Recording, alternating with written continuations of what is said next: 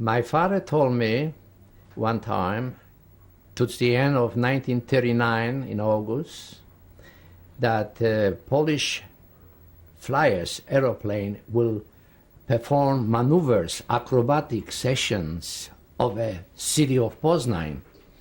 So he took me to the top of the roof. It was a flat roof on a third floor, and we were expecting to see those planes in the acrobatic session.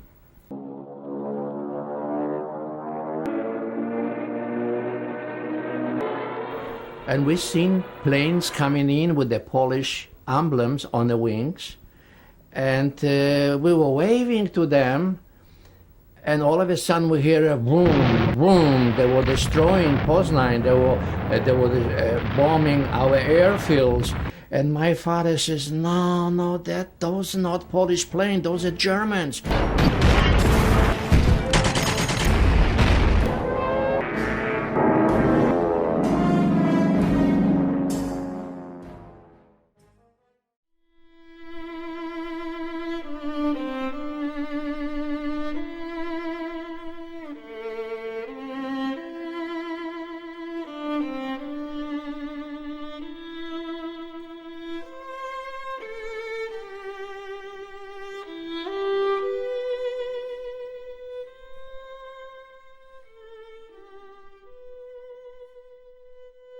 I remember since I was 10 years old, going to school, enjoying all the festivities in Polish language, including holidays. I remember my mother's cooking, when she used to cook babka. I remember when she was putting the dough in a pot, me and my brother used to use fingers, used to lick it around because we liked the taste so much.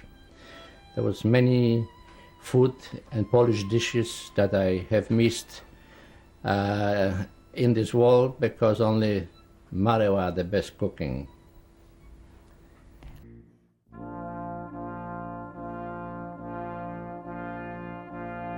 At the early years, when I was 3 years of age, my father was in a movie business, silent movies, and the name of his cinema was Kino Wilsona. He used to buy movies in Switzerland, in France, brought it to Poland, and that's the way he started in the cinema business. At that time, the whole Europe liked it because there was novelty, just like if you invented the television screen. I remember Charlie Chaplin, and I remember all those old movies, even Buck Jones. We used to get movies from America, cowboys and Indians, and that was fascinating. Matter of fact, later on in the future, I used to see in fantasy about United States of America, how aeroplane landed on the roof, which meant the helicopters. And that always fascinates me. That's why I was so anxious to come to United States one of these days. And here I am. As a boy, I joined the Boy Scouts. Boy Scouts was part of discovering Poland in greater forest. And that was the best pastime of my life because our parents were able to come and visit us. The activities where we were was merely two stations from Poland where my father could come on a bicycle even. That was part of the upbringing. I was just starting to wear from short pants to long pants. I thought I was a man already. In school, I learned Polish history. I learned about famous people. In our building, there was two young boys, our age. We used to play cowboys and Indians. Their fathers used to be merchants, and we used to have a kayak together. You see, my city of Poznan was German-oriented. My mother and father went to German schools. My grandfather and grandmother were living under Kaiser Wilhelm. The Germans were hiding that they were Germans. They were German descent, born in Poland, and they were educated in Polish schools. They become high-ranking officers. That's why when the time came to 1939, they gave the orders to dismantle engines, airplanes, while the Germans came over and started bombing us.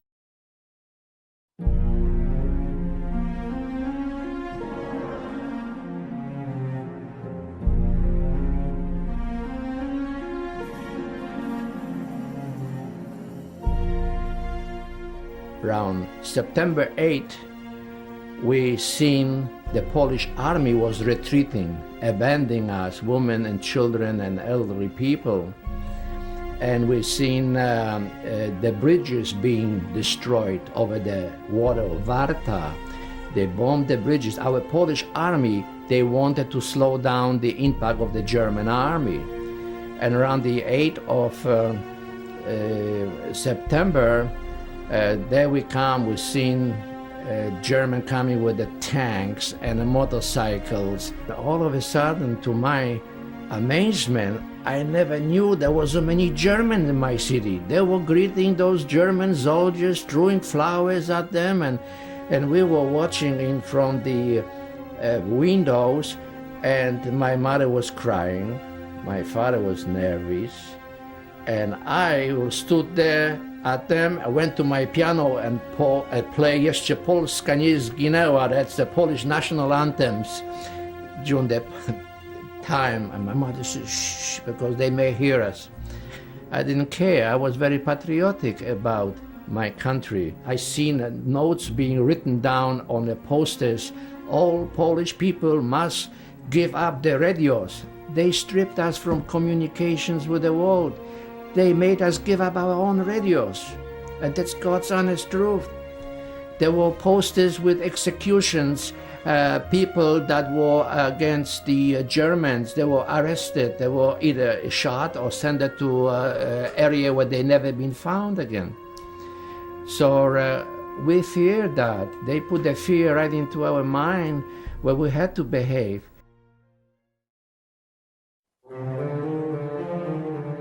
December 23rd, they banged on our doors and they told us, rouse, 5 minutes, you have to pack whatever you can carry. You must leave Poznań, you must go to Protectorate. Protectorate they created around Krakow, around Lodz. They promised that the Germans took us plane will not bomb that area. So I remember that word, Protectorate. And as we were leaving the city to go join the road to Krakow, we seen people coming back already with the family. So it was a mixed up. You seen Polish army, soldiers, wounded people coming back to the city. There was not enough Germans to control all this influx of people. And that's why we decided to turn back and go to my father's sister's house to hide. We had a little hidden radio, listening to radio from London, shortwave radio, which was punishable by death. So that was the entertainment. We had the little checker games. We had little games me and my brother were playing, you see. We did our own laundry. We had to do the laundry and dry it inside, not outside. I was bewildered. I did not understand why that happened to me. You see, for my parents it was the second time around because they lived through World War I. For me, I was in my country. That was my country. That was my town. How could somebody come and take me away from that? I could not understand that. But later on, when they smack you across your face, and they call you Schweine Polaken, which means dirty Polak. I turned to my God, I start praying. I says, my God, what's happening, you know? But the realization came to, because we found out what this is all about, and we knew we become a slave in my own country. We had to live with that, to survive, because we've seen people mistreated on the streets. We hear of them, people being arrested, beaten up. In 1940, May of 1940, I was caught on the street, tried to go to a bakery to buy some bread, and what they did, the Nazi stormtroopers came and blocked all the streets and pick up all the youngsters who were strong enough, big enough, 14 and over, to be sent to Germany. We were hungry, and I knew that baker who we deal with for so long, that baker would sell me a little bread under the table. And my mother says, no, don't go there, there's dangers. Before she had a chance to say those words, I was already riding the rails, you know. And I was on the street, and there was a clear day, nice day. I was walking to the bakery, and from the bakery with a loaf of the bread, I keep nibbling on some of it already. I was hungry, and I was about half an hour from my house, and that's where the stormtrooper invaded us, picked up every youngster from the street, loaded us into a truck, sent us to a medical examination for checkup, and that's the last time I see my parents.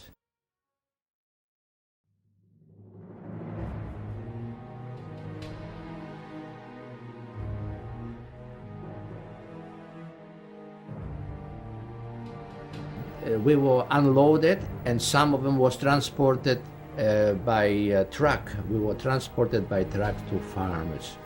And the farmers came out, we were there, they used to play lottery with us. They put numbers up, and whoever number matches with the farmer, that's the farmer you went in. We become a possessions of the German farmers. But the first farmer, I wind up actually a little town by the name Oberreichenbach, by Hanau.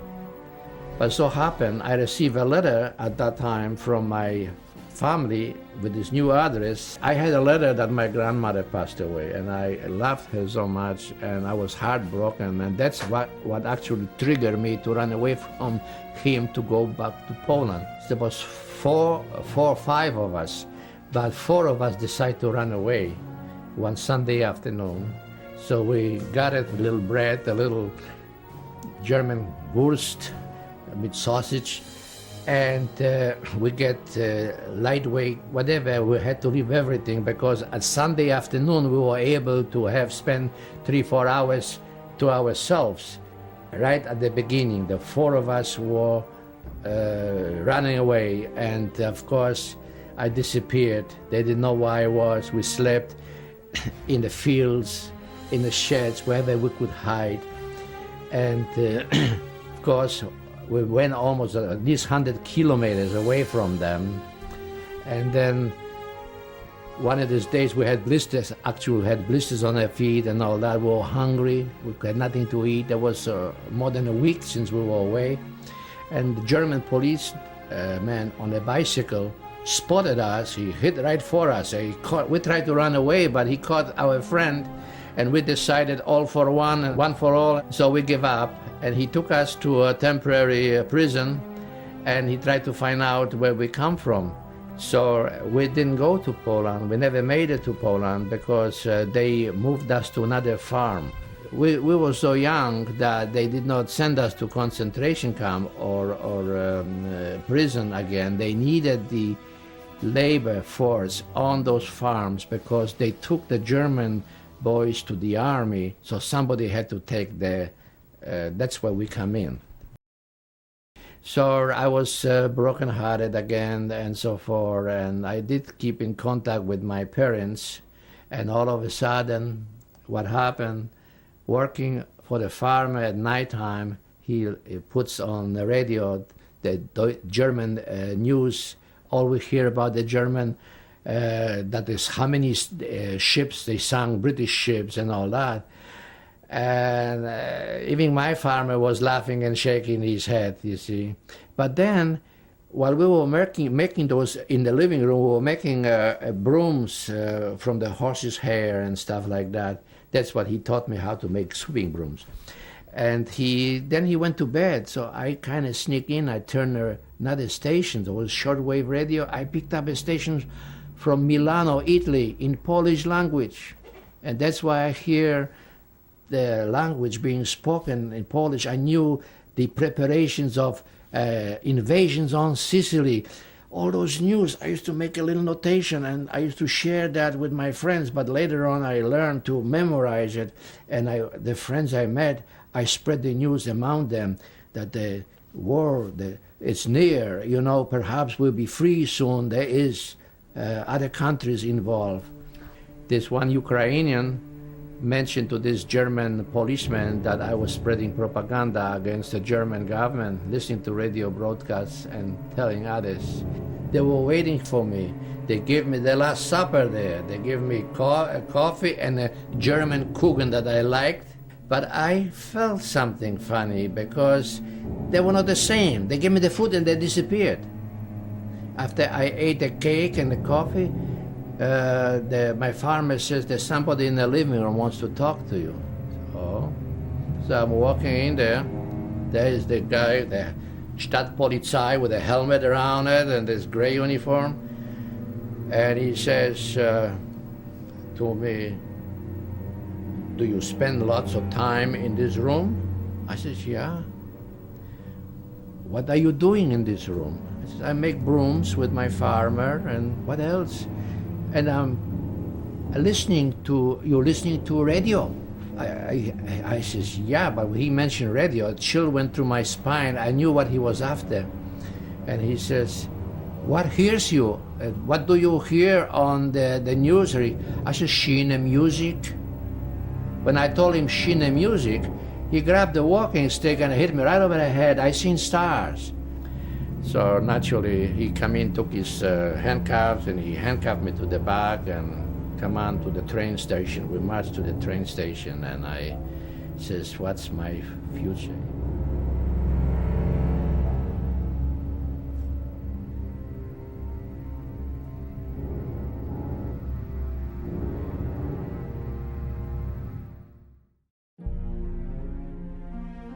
In the next morning, I was on a train to Gießen. Gießen was a big prison. It was the headquarters of the Gestapo, and that's where they interrogate you. For the first 2 weeks, they didn't even call me. I already forgot about it. I said, perhaps they will never touch me. Well, there was a cell about 12 by 15. There was about, not lying, about 15 to 20 prisoners. The place was deplorable. There were bugs walking, crawl, bug beds, and everything was walking on the walls. And even then, we had a certain humor. And we made the races with the flies. They were crawling to the line. Whichever fly crossed the line, you are the winner. And you get a couple of packs of cigarettes for it, you see. I mean, the humor, you could not lose in prisons or other camps, because you become depressed. Depression sets in, and that's no good. Water for 2 days, 1 day coffee, and a bowl of soup. That was that. I survived like this for a month and a half.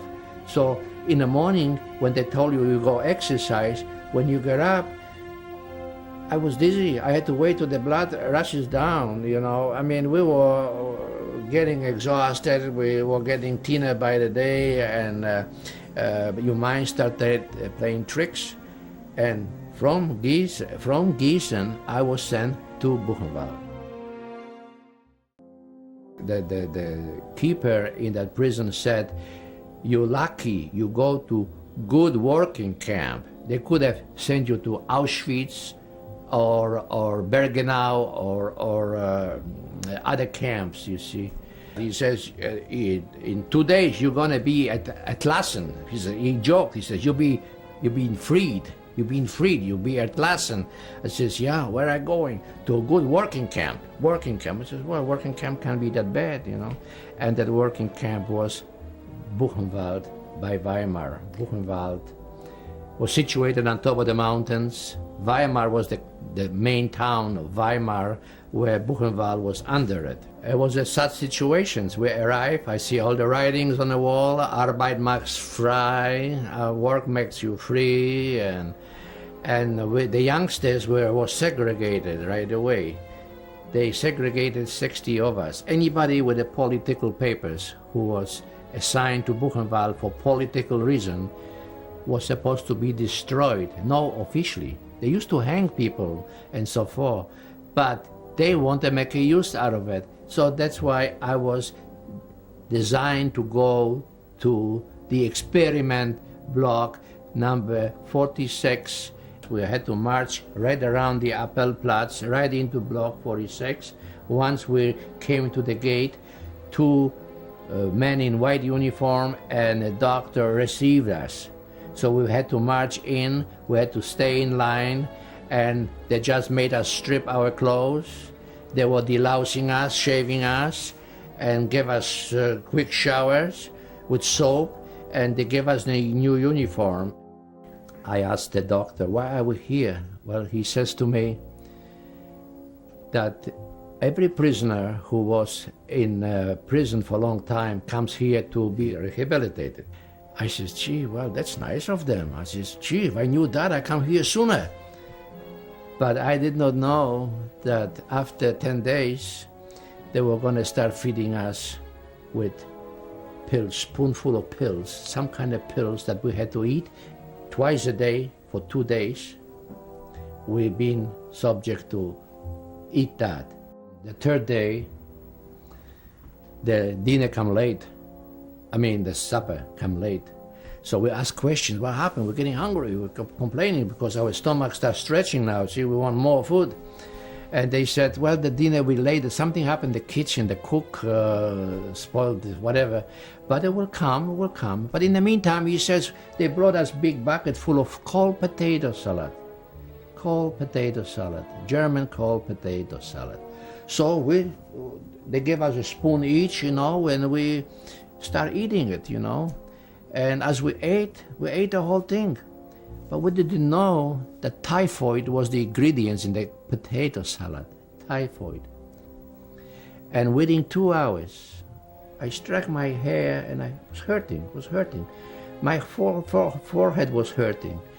And I was getting chills. And everybody else, we were like soldiers becoming sick automatically within 2 hours. We began to realize that there was little more to it than them just giving us late supper or pills as a vitamin. Each of us started to get angry, and some of them, due to the fever, they start exploring. And matter of fact, I seen one man hit a couple with Hygiene Institute, and he turned around, bent him, gave him injections, and I seen his body stretched, and that was the last of him. After the typhoid recuperation, they fed us again with good food, and finally they said that we will be released to the general population. And that's why I was assigned to Block 16, where I received striped uniform. I had to leave my uniforms in that building because that belonged to there was a hospital uniform. And I received number 2636 with a triangle and a P in the middle. And I look at that number, I said, wow, a low number like this. I seen the other numbers, 26,000, 30,000, 32,000. I was proud of that number because I says, the smaller the number, the longer you are in concentration camp. And I just arrived, So then I was assigned to Block 48, I believe. There was a big warehouse where when the new prisoner comes in, the clothing they were stripped from the civilian clothing and they will receive striped uniforms. But I seen with my own eyes. I seen two guys ripping the clothes apart. I says, what are they doing? Somebody's clothes. I was conscious about it. I says, you have no right to tear somebody's clothes in. They were looking, when the Jewish transport come in there, they were looking for gold and diamonds sewed in the clothing. This is the way the black market started in Buchenwald, because they had gold and diamonds in Buchenwald, which they were able to do business with the German soldiers who brought them other goodies from the outside.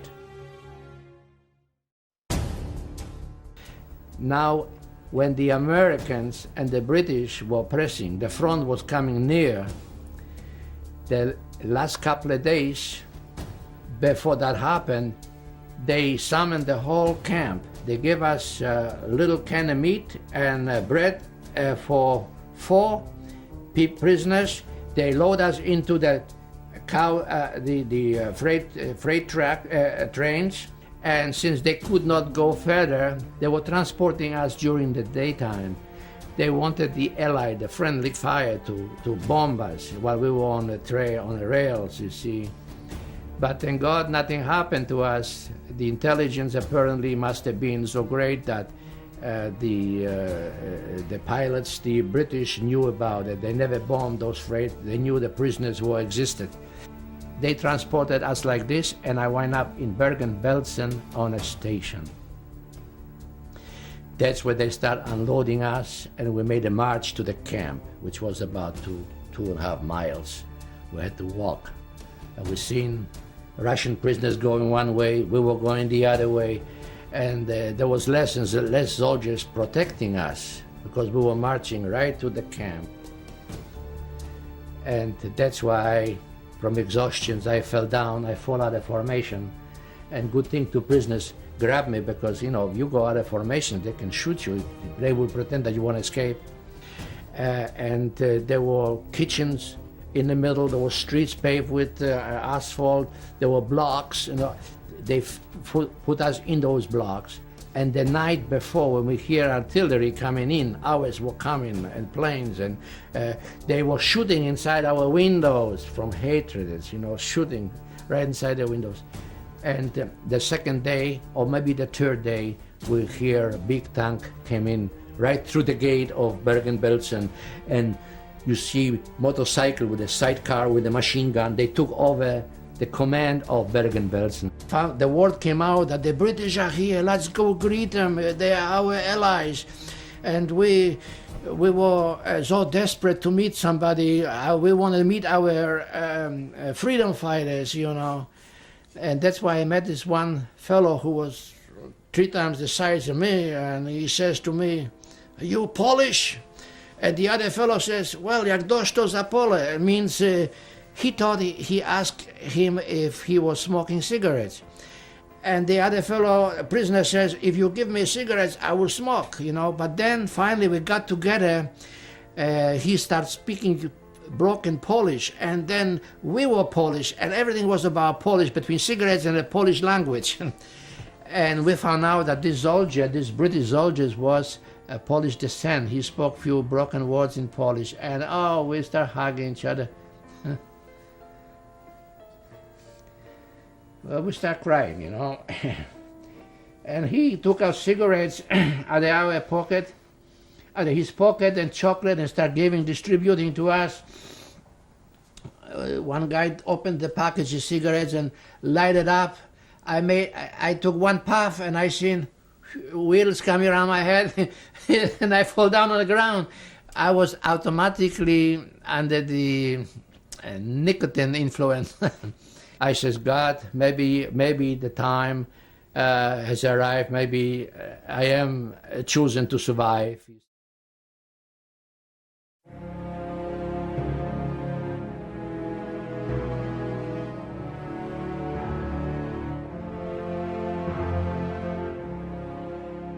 Towards the beginning of 46, by the time all these transportations, trains started running, communications, by the time the Red Cross sent the message, there was already going to the end of 45, more or less, where my mother found out that that I was alive, that my name existed, that I'm a survivor of the concentration camp, wherever I was. That was the biggest happiness from my mother. I understand from my brother and my sister saying she was screaming all the way home to find out from happiness that I was still alive. Yeah. I've been told by older people than me, that's true, it's true, we be free, we go to Poland, we see our country. And instead, what happened? After Germans lost the war, we were invaded by the communists. I received a new title. I became a displaced person, man with no country. It took me all those years, to 1948, I left Germany for England. In England, I wasn't a British subject. I came to the United States. I had to wait 5-6 years to become American citizen. All those years, from 1939 to 1959, I was a displaced person, man with no country. As I become free, stronger, there was UNRA taught us how to drive cars, how to drive trucks, because they need a young generations, new drivers to distribute food among displaced person camps. I learned how to drive Austin ambulance with the Red Cross. I was driving one of them. I was taking two or three women with children to Bremen and Hamburg to the Polish ships, people who were going back to Poland. You see, the displaced person under United Nations allow you to go back to your country. They give you food for 1 month and some money to start your life all over again. If you did not want to go to Poland, you become displaced person. Under the Act of United Nations, you could go to England, you can go to Australia, you can go to Canada, except United States, you had to have a sponsor. I consider go back to Poland right after the war, but when I seen people who went to Poland came back and told us what the communists were doing, all the rapes and robberies and how they were mistreating Polish people, it turned me off of me going back to Poland. All I needed is to get in touch with my parents. I seen my father died in Switzerland in the meantime, tried to go get some money from the bank, and he disappeared. We never hear of him again. He died apparently in one of those mischievous concentration camps. We tried to go to different country, and I was the advantageous type. I wanted to see United States someday. Since I could not go to America because I had no living relations in America, I went to England first. I worked at the gas company first. We were cleaning filters. It was a dirty job, but there was a paycheck every week. In 1950-51, I started writing to the Catholic organizations in New York, and they sponsored me. So I had to pay my own passage, and I was going to book a plane, and the plane cost so much money, like 156 pounds or something, and I didn't have that much money. But the girl in the travel agency, she says, Mr. Mikols, we have one bed only, second class on a Queen Mary. Would you be interested? I says, my God, would I be interested? Yes.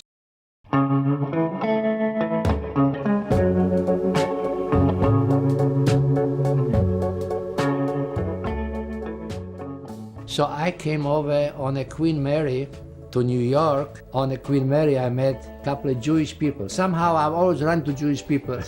They're the first ones who helped me. They come from Hampton, New Hampshire. The name was Henry Weber. I met them on the Queen Mary. They promised me a job and a home to stay till I get on my feet, you see. He says, okay. And I waited. They come meet me. We came in with a car to Boston. You know, and all the time I keep looking. I said, where's those skyscrapers? I thought the whole United States was nothing but skyscrapers, you know. It's a fantasy still in my life, in my head, you know, that I dreamed about it. And then the next morning we left Boston for Hampton, New Hampshire. This is, you know, even the houses were even smaller than. So I was surprised, but I get used to. So I was very grateful that the Jewish family seen in their heart to give me the first break. I always cherished that, and that was kind of a beginning of my new life in America. I met a British family in Hampton, New Hampshire, who employed carpenters, and he offered me a job, you know, so much per hour, $1 an hour at the time I was getting, you know. And of course, when they see me working with blisters on my hands, he gave me a couple of raises. This is where I learned how to become a carpenter. From there on, I knew that I had not much education. I had to have a trade to survive, and I was willing worker, and I became a carpenter, working on highway constructions in Westboro. Then I worked for Parini in the Army base in Boston here, extending the piers. Well, work with the divers. I'm the one who was on the 100 feet up in the air, releasing the cement into the chutes, into the divers in Boston Harbor. And then I moved around. I moved from Newburyport to Lawrence, Massachusetts. From Lawrence, Massachusetts, of course, I got married in Lawrence. Matter of fact, we got married May 2nd, 1954, and we went on a honeymoon to New York. And to my amazement, being in New York, I ran into a show on your account with Win Elliott, and they were so interested in my life story that they came to us, asked us to stay for a few days, and they prepared a show. My life story was prepared on Channel 4 in New York in 1954. I have the scripts with me and everything. You see, the funny part about concentration camp, even in England, when you're at a concentration camp, you don't even want to tell everybody that you are a prisoner. You know, we started a new life. We wanted to leave the past behind. We did not talk much about, in America, about this concentration camp with my wife. She did not understand all this anyhow. As a matter of fact, my oldest son is so enraged. He is so fanatically inclined to history. He can tell me more about Europe than I can tell him, you see. So study a lot, yes. And we have common ground with our sons on that. And of course, my first marriage went sour. I remarried. I married my new wife, Alma, and we have a daughter. And she graduated from Colby Sawyer College. That college, when she went into, she kept asking me if I could come and lecture in her classroom in front of the student about the Holocaust. And we were told that there is going to be maneuvers by the Polish army in 1939 in August. Oh, we always loved aeroplanes and so forth, so my father and I, we went on the roof. We wanted to see those Polish planes in acrobatic sessions. And all of a sudden, we're seeing bombs falling down and buildings on fire. My dad tells me, no, that is something wrong. He says, that is not our plane, that's Germans. And the news spread around among the teachers and professors. And finally, on one Easter morning, my daughter comes in with a big letter telling me that the college inviting me to be taking part of the graduations right next to my daughter. And for me, a man with 6th grade education, speaking 4 languages, went up on a podium receiving a diploma. At that time, of course, I have my wife Alma, who was very ill. She lost both of her kidneys. So we went to Boston. We had the green light from there, because in Boston, I asked first the doctors, how old do you have to be a donor? Oh, well, there was an 81-year grandfather gave a kidney to his grandson. I said, oh my God, I have a chance then, you know. So I asked to be tested. Our blood matched, and so to our surprise, they said I can be a donor. I did not hesitate. And well, we went through the operations with flying colors. Today it's three years almost since my wife has my kidney, and she's doing well. I even joke around with her, tell her that she's half Polish. That's all about me so far. In America, today's stories is forgotten tomorrow, and I don't want this to be forgotten. And I want kind of indicate to the young generations about there was such a thing as Holocaust, that there were people who were murdered, who were taken against their wishes, and how lucky they are born in this country where they didn't have to go through all that. And occasionally I wonder why I survived. Who knows? Maybe I'm one of the chosen ones. Maybe I survived so I can tell this to the American people. I can thank you enough. I love America. And God bless America.